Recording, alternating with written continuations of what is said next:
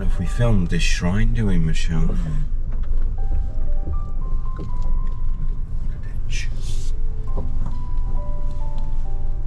The night when you're desperate.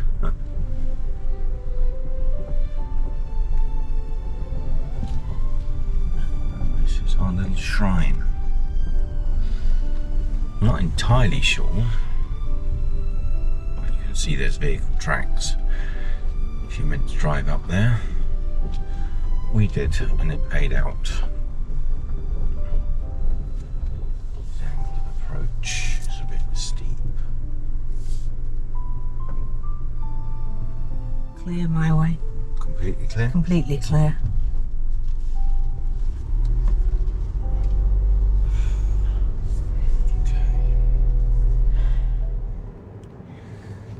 So we stayed in a little shrine up in the mountain, and there was claps of thunder, wasn't there? Oh, we were so hopeful that they were going to... We were hoping the rain would come and just cool things down.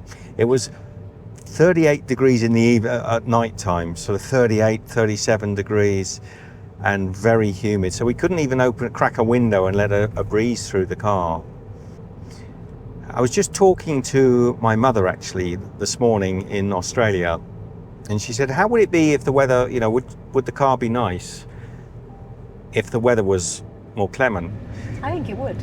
Absolutely. I think we've really got the car set up almost like a camping car. Yeah, it's good. We've got all the facilities. And if it was just 25 degrees, we could, you know, in the evening, 27, 28 degrees in the evening time.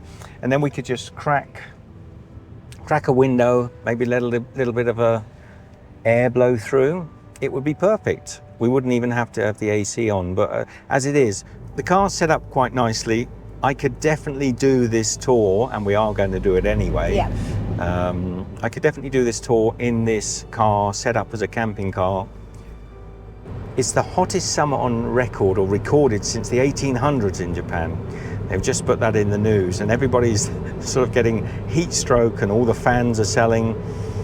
So do we pick the wrong places to go? We were cycling around Europe last year. We went for the summer, so it would be beautiful. Middle of summer, coldest, wettest winter on record since records began. I suggest you ask us where we're going next year and avoid it like the plague, because we obviously really can't pick them. This should have been a lovely Japanese summer. They are a little bit hot. Michelle and I, we don't mind hot. No. We don't mind 30, 33, 34 degrees, cooling down in the evening. We're quite happy with that. But this has got a little bit out of hand. So what are your thoughts, Michelle, so far, apart from it's a beautiful country to look at? It is a beautiful country to the scenery is amazing. Now last night, not far from where we were parked, there was a sign saying, beware of bears. And luckily we had everything closed up because we needed the air conditioning on a little bit, so I wasn't concerned. But you went out for a tinkle, Michelle. I did. And I did wonder whether you'd come back. I did. She did come back. I did come back. Yeah, you didn't want to be out in the dark for too long because No. It was really very wooded where we were. It was very pretty where we were, but it was very wooded. And it was also quite a lot of mosquitoes and flying things, so we couldn't really have the windows open, but also we couldn't have the windows open because I stepped out, and quite often when you step out at night it feels a little bit cooler, but I stepped out and it was like stepping into an oven. Yeah. It was just so hot. And there was this promise of a thunderstorm which never really materialized. It was really quite a loud clap of thunder. For about 20 minutes. Yeah, so for 20 minutes there was actually a thing popped up on the phone saying that thunderstorm warning. Yeah. And that might have helped, but it didn't come. It didn't. You can see, if you look at the mountains ahead of us now, there's a haze, a sort of hot haze in the air. Joy, joy. What an amazing and quite culturally different place Japan is. Yellow Hat, I think, is an auto company, like super cheap autos. Hundreds and hundreds of conbinis or family marts, 7-Elevens, and what's the other one called, Michelle? Lawson's. Lawson's. So you're never far from somewhere to buy And your in junk some food. areas it's more 7-Eleven, some areas it's more Lawson's. You just don't know what you're going to get, do A you? lot more family marts up this way, and I do think like so. family Yep. marts. I Yep. think that they're a Japanese origin company, so that's always good. Yeah, it's like a little Jimney. Yeah. Oh yeah, White one. a little. That's actually a Jeep. I think that's an old Wiley. It might be. Yeah. But mate, it's hot in there. Probably got a bit. At least it's got air blowing around it. True. It's warm air. So can you see things on the camera that interest you at all? And to the right, there's a Tanto. That's a Daihatsu Tanto. That's a little K car, which we were thinking of getting a little Tanto. We end up in a Suzuki.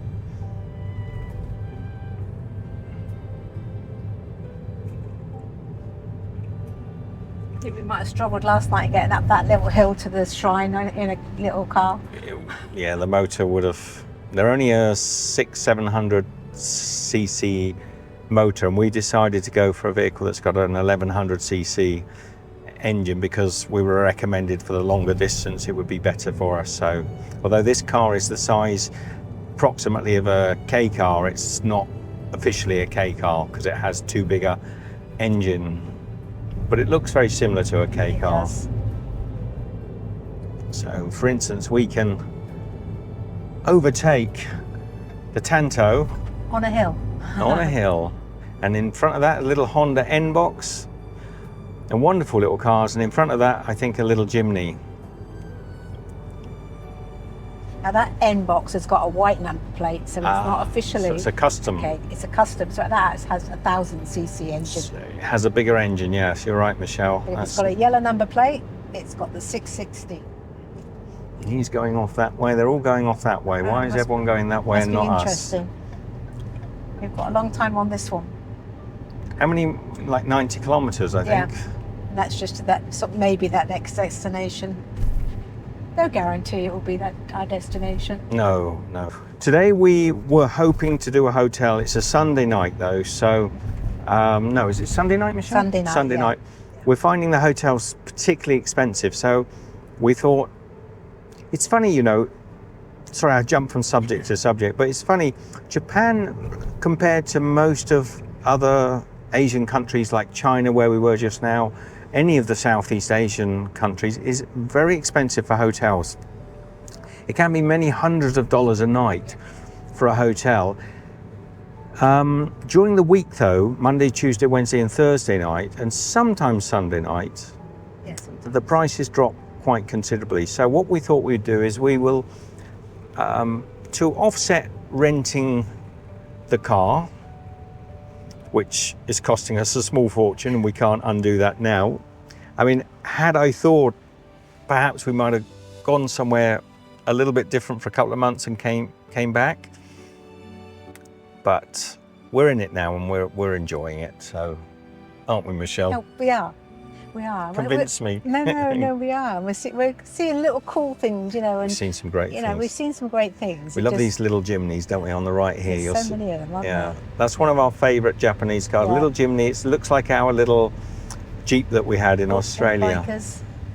Yeah, this is a very popular biking route because the mountains. Oh, He's going fast he was breaking the rules. because they don't go that fast on the roads. No, as a rule, nobody speeds. You rarely ever get a vehicle overtake you at speeds, so that was unusual. Little boy racer. So we've been considering whether we stay in hotels or love hotels. Now, I know a lot of you know we've got a bit of a history with love hotels. One of the reasons we quite like the idea of having date nights in love hotels on this journey is not to do with the sort of the amorous facilities of the love hotel. It's more to do with the rooms are really big. It's more to do with the facilities. And they have great facilities. Great They're bathrooms. Really nice bathrooms. They don't always have a view, which is a negative, but they can be 2, 3, 4 times the size of a hotel, and the facilities are really superb. When I say facilities, I mean they've got massage chairs often in the room. They'll have a giant jacuzzi bath that fills up in seconds. They have a big queen size comfortable bed, and sure, they've got all the sort of risque sort of things in the refrigerator that you can partake in or not, but they generally have a refrigerator. They have a refrigerator, and quite often they'll have a microwave. So it's a little apartment almost. They don't have a little kitchenette, but they feel more comfortable. We've got our cutlery and our plates, so we're okay. And so we can really relax. You can have a soak if you want. You can have a very comfortable sleep. And they're often a fraction of the price of the fancy hotels. And you generally got a sofa or comfortable chairs to sit in. A sofa, which is rare again. So we can pay $150, $200 on a room that's the size of a shoebox with maybe a chair, sometimes just like a little garden plastic chair in the corner of the room. And generally only one. And one, yeah. Or we can spend $50, $60, $70 maybe on a love hotel and have an armchair that possibly massages you, certainly a sofa so you can sit down, a place to eat, prepare food, and a very comfortable bed, and generally spotlessly clean. We've always found them to be some of the cleanest hotels. So yeah, don't be afraid. Gotta love a love hotel. Gotta love a love hotel. It's very alpine. It is over there. I don't know if the camera's got a wide setting, so you might see some of these things. So the plan is to soldier on. I mean, there's no point having a car and not seeing the country. We can't just find a hotel and hunker down and wait for the weather. So we're soldier on, put up with the heat. Going back to having a hotel as well, even having the car and trying to find a hotel every single night, it will prove actually quite difficult. So camping in the car for a few nights and then finding a hotel, say, okay, we can head to that town and we'll go to a hotel. Yeah, and we would say roughing it in the car, but it isn't actually roughing it. No, we're quite comfortable. We're really quite comfortable. If you've seen look at that bridge. Oh yeah, nice red bridge to the right there. Hopefully you can see it. This is a wide angle, so you may not see it too well. But the K-car camping is the experience we wanted to have. We couldn't find ourselves an actual converted K-car that was, it would have cost tens of thousands of dollars a month to rent one, whereas to get a K-car, generally a K-car camper, if you've seen them, quite often just a K-car with a mattress in the back. Yeah, not much more than what we've actually done for ourselves. Our little car is almost a K-car in its own sense now, because we've got the cooking facilities and we've got the bed in the back. Got the chairs in the front. Chairs in the front. Now we keep thinking about getting some little sitting out chairs, but the weather's been so hot. Yeah. We just don't need to be carrying more stuff that we may not be able to use. So we're holding fire on that. They're not expensive. We can get some lovely little camping chairs for, I know, $8, $9, but at the moment we haven't been in a place where you could comfortably sit outside and do anything in this sort of heat. In the evening time, if it doesn't drop in temperature, which it doesn't seem to want to do at the moment, you can't even cook outside because the mosquitoes and the bugs are intense. So yeah. Any questions? Has anyone got any questions or observations of this beautiful scenery? I've said before and I'll say it again, it reminds me a great deal of Austria with a sort of Japanese sort of tilt to it, you know? But you often look down into the valleys and see little villages nestled amongst the trees and the valleys and rivers. And it just looks like Austria, a little bit like... you look closer at the architecture, the roofs and everything, yes. Then you think, okay, that's not Austria, that's Japan. They've got these, as you can see to the left here, they've got these sort of Japanese style roofs with the tiled roofs, with the little details that make it very much Japanese.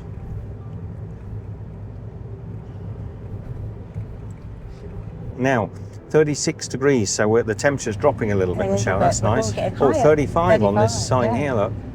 I was reading my own. I thought you were reading that one. No, it was just coincidence. It looked like a 6, but I thought that's a 5. No, I was reading the car thermometer, 36. We'll be able to open the window Oh, we will. in a minute. And see this camper coming up. This is a black one. A camping car. Big one though. That's unusual. Yeah. We know a few people that have taken those and they find them hard to drive, because when you get to smaller towns like Nara near or Kyoto, they're really hard to get those vehicles in anywhere. Very slow speed limits as well on the roads. 50 kilometers an hour is pretty common, but everybody just goes along at that speed. Nobody gets, well, actually no one goes along at that speed. They're almost always going at 60. Yeah, go a little bit faster. But nobody tries to overtake you or gets upset. If you're going at 50, they're quite happy. All right, little observations. Yeah, very strange little observations we're getting and understanding the longer we drive. This is one of the nice things about driving in Japan, actually, is observing things you can never really observe unless you become part of the society. And in these little talks is where I'd like to hammer those down, and it's really digging into my brain without taking notes. Little things are sort of floating to the top of my memories, like I just think people are very polite on the roads. Just thinking that they're not an angry driver. No, you never get angry drivers. You never get anyone trying to overtake you. Toot the horns particularly. No. Very peaceful place to drive.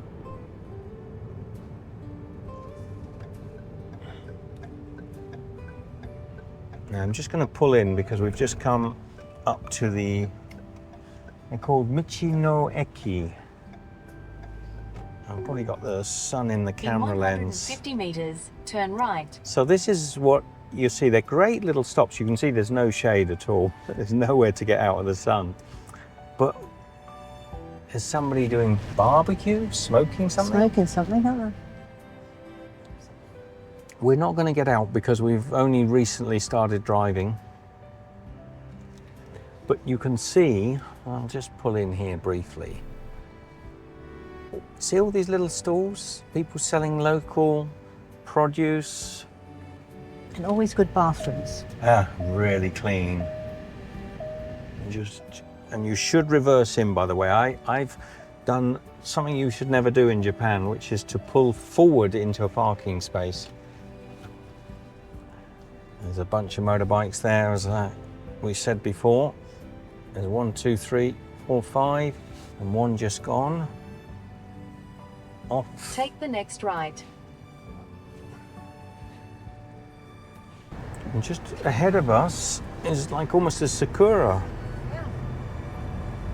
So a little blossom. Continue for 82 kilometers. It's a very pretty Michino Eki. It's a very pretty one. It's got lovely tiled roofs, lots of little stores. They've usually got, and I can see there, a shrine, a little walking shrine. So you can go for a little walk up into the mountains. So I think I'm going to turn the camera off now and we'll just drive and enjoy the scenery. Loved you all. Take care for Michelle and I. See you soon. All we need is a place to be and a few good friends for some company.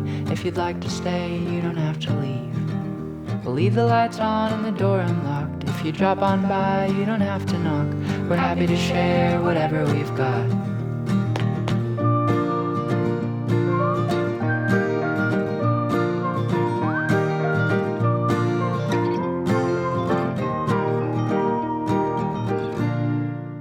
First bit of 5-star Wagyu beef. Look at that. Look at the grain on that. It's the first time I've touched Wagyu, by the way. And it feels exactly as I thought. Firm. It's so reasonable. This was about 12 Australian dollars. And this is the higher grade Wagyu.